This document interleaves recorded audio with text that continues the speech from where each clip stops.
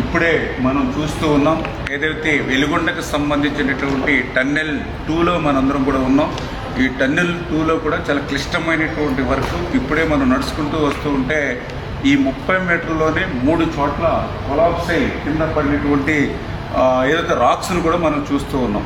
అంటే ఇటువంటి ప్రమాదకరమైనటువంటి క్లిష్టమైనటువంటి పనులు నిత్యం ఈ టన్నెల్లో ఉన్నటువంటి స్థితి. మొన్ననే మన తెలంగాణలో కూడా ఇట్లానే టన్నెల్ కొలాప్స్ అయి ఏ రకంగా అయితే అక్కడ విషాదం చూసాం, మనందరం కూడా చూసాం. అటువంటి క్లిష్టమైనటువంటి పనులు కూడా జగన్మోహన్ రెడ్డి గాలి వదిలేస్తే మళ్ళీ మన కూటమి ప్రభుత్వం అధికారంలోకి వచ్చిన తర్వాత ఈ 22 నెలల్లో మరి హెడ్ వర్క్స్ కానీ టన్నెల్ 2కి లైనింగ్ అండ్ బెంచింగ్ పనులు కానీ ఫీడర్ కెనాల్ అయితే మొన్ననే 460 కోట్లు పెట్టి ఆ లైనింగ్ అండ్ సిసి వాల్ నిర్మాణం కానీ ఇవన్నీ పనులు పూర్తి చేసుకుంటూ వస్తున్నాం.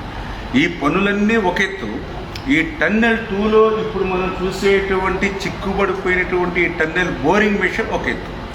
ఎందుకంటే ఇన్ని పనులు మనం పూర్తి చేసినా ఈ టన్నెల్ బోరింగ్ మిషన్ కనుక మనం తీయకపోతే ఒక చుక్క నీరు కూడా మరి ముందుకెళ్ళేటువంటి పరిస్థితి లేదు. ఎందుకంటే ఇప్పుడే మనం చూస్తూ ఉన్నాం ఈ యొక్క 19 కిలోమీటర్ల ఈ టన్నెల్ 2లో ఇది 11.8వ కిలోమీటర్ దగ్గర ఈ టన్నెల్ బోరింగ్ మిషన్ చిక్కుకుని ఉంది.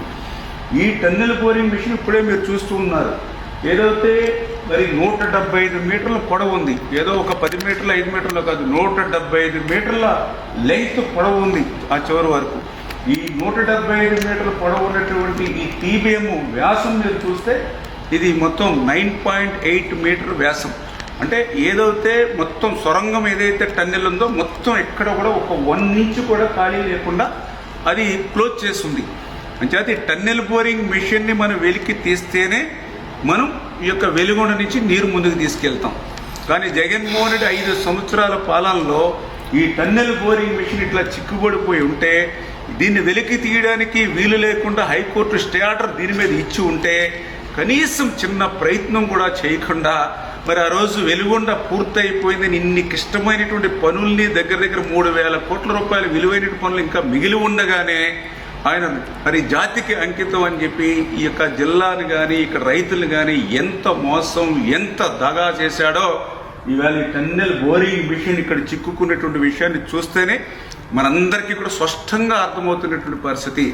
కానీ ఈరోజు ఈ కూటమి ప్రభుత్వం వచ్చిన తర్వాత ఈ 22 నెలల్లో ఈ యొక్క 1,000 కోట్ల రూపాయల పనులు ముందుకు తీసుకెళ్లడమే కాదు, 5 సంవత్సరాల్లో పరిష్కారం కానిటువంటి టన్నెల్ బోరింగ్ మిషన్ను ఏదైతే హైకోర్టులో స్టే ఉందో చంద్రబాబు నాయుడు గారు సైతం ఆయన అడ్వకేట్ జనరల్ గారితో మాట్లాడి అడ్వకేట్ జనరల్ గారు కూడా స్వయంగా అటెండ్ అయ్యి మరి నిన్ననే ఈ టన్నెల్ బోరింగ్ మిషన్ మీద ఉన్నటువంటి స్టే ఆర్డర్ని వేకౌట్ చేయడం జరిగింది.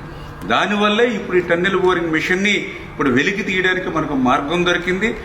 వాస్తవంగా అయితే ఈ టన్నెల్ బోరింగ్ మిషన్ కూడా దీన్ని వెలికి తీయడం కూడా చాలా కష్టమైన పని. అందుకనే వాస్తవంగా ఈ టన్నెల్ బోరింగ్ మిషన్ పని అంతా కూడా పూర్తయిపోయిన తర్వాత లాస్ట్లో ఇది 175 మీటర్ల పొడవు కాబట్టి అదే 175 మీటర్ల ఎక్స్ట్రా సొరంగం ఒక సైడ్కి తీసి ఆ సొరంగంలోకి ఈ మిషన్ వెళ్ళిపోయి దాన్ని వాల్ కట్టి క్లోజ్ చేసేస్తారు. అంటే ఒక రకంగా సైడ్కి తీసుకెళ్లి దాన్ని సమాధి చేసేసినట్టుగానే బరెల్ చేసేస్తారు.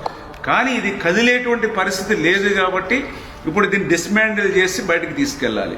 ఇది డిస్మాండిల్ చేయాలన్నా కూడా క్లిష్టంగా ఉంది కాబట్టి ఇప్పుడే మా ఏజెన్సీ అదేవిధంగా అధికారులతోటి దీన్ని మ్యానుఫ్యాక్చరింగ్ ఎవరైతే ఉంటారో వాళ్ళతో కూడా సంప్రదింపులు జరిపి మ్యాక్సిమం ఎంతో తొందరగా, ఎందుకంటే కనీసం 4 నెలలు పడుతుంది అన్నారు, ఒక 2-3 నెలల్లో అయినా సరే మన సీజన్కి నీళ్ళు ఇచ్చే సమయానికి ఇది డిస్మాండిల్ చేసేటువంటి విధంగా ఒక షెడ్యూల్ని రూపొందించుకోమని చెప్పడం జరిగింది. అందుకే ఇప్పుడు ఈవేళ అర్ధరాత్రి అయినా సరే మేము ఈవేళ టన్నెల్లో ఉండి ప్రతి పనిని కూడా సూక్ష్మంగా పరిశీలిస్తూ క్షేత్రస్థాయిలో పరిశీలిస్తూ ఈరోజు ఈ టన్నెల్ బోరింగ్ మిషన్ దగ్గరికి వచ్చి ఇక్కడ వాస్తవమైనటువంటి స్థితిని కూడా మరి ఈవేళ మేమందరం కూడా ఐడెంటిఫై చేసుకుని దాని ప్రకారం షెడ్యూల్ రూపొందించుకుంటూ